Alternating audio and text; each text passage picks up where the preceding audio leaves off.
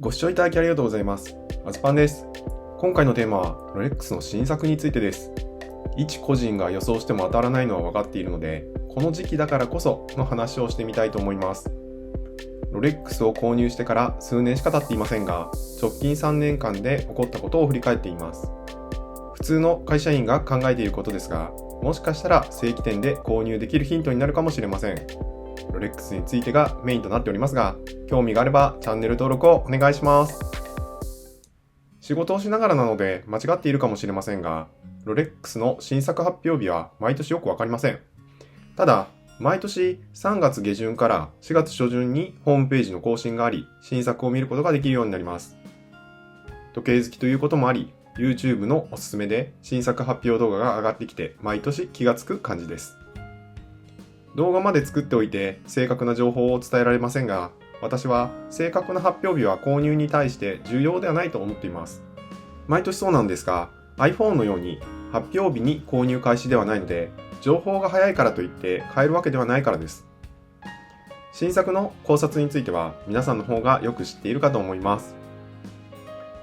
毎年多くのモデルが発表されるのですが、私が気になった新作をちょっと振り返ってみますね。2021年はエクスプローラーにステンレスの 36mm とコンビモデルが発表されています。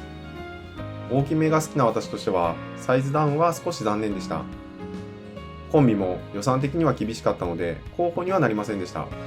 誕生50周年で特別な仕様が期待されていたエクスプローラー2は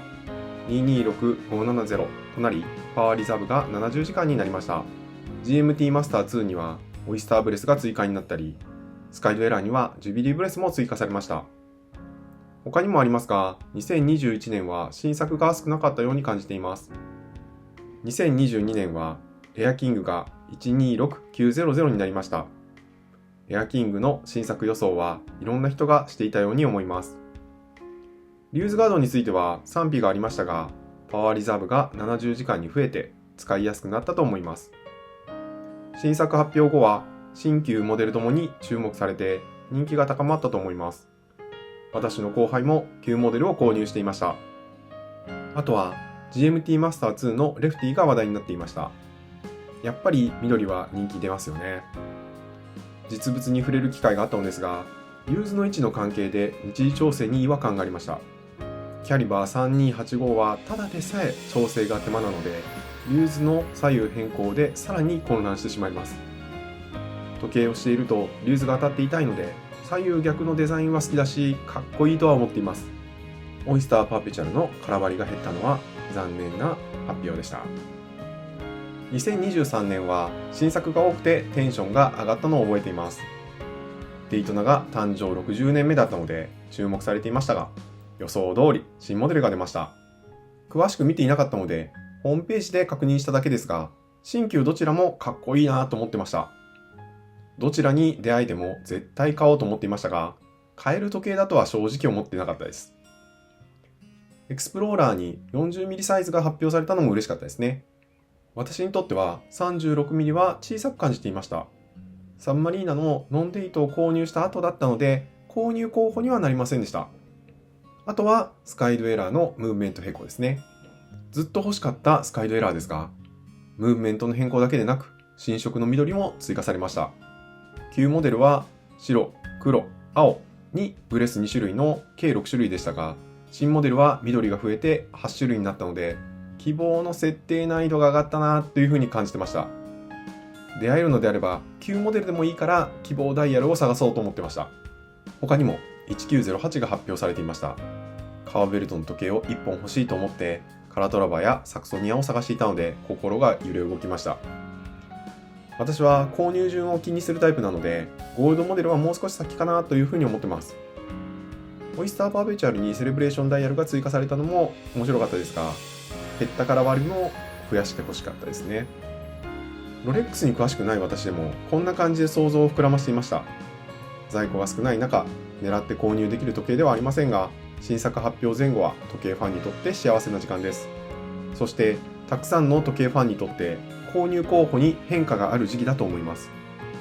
いろんな思惑があるとは思いますが、新作発表前に心の準備はしておいた方がいいように思います。今自分が欲しいコレクションも新作発表や廃盤の可能性もあるので、その時に急いで正規店を回るのか、それとも並行輸入店で購入を決断するのか、ある程度イメージを持っておく方が新作発表後も行動しやすいと思います。あと、原稿を作っていて気づいたことがあります。私の動画をご覧いただいている方は気づいているのかもしれないんですが、私が購入したロレックスのうち3本が新作発表の年でした。私自身、今回の動画を作成するまで気づいていなかったんですが、新作の方が買いやすいのかもしれないと思いました。2022年に購入したサンマリーナ124060も2020年発売でしたが、発表からそんなに時間が経っていません。もう一つ、冒頭で話をした新作発表してから買えるようになるまではどうやら時間がかかるようです。スカイドエラー購入時は7月頃だったと思うんですが、新作のご案内はアズパンさんが初めてですと教えてもらいました。また、デイトナに関しても新作のご案内は2023年末からだったので早い方ですよと聞きました。ロレックス好きの方は知っている情報かもしれませんが、一応触れておきますね。もう一つだけ、新作を狙うか旧作を狙うかについて私の考えを話してみようと思います。そもそもなのですが、新旧どちらの方が性能がいいかで考えると新作の方がいいと考えています。とはいえ、近年のコレクションはどれも完成されているので使用感で気になるところはありません。もう一つの視点は価格だと思います。新旧で考えると当然旧作の方が価格は安いと思います。ところが、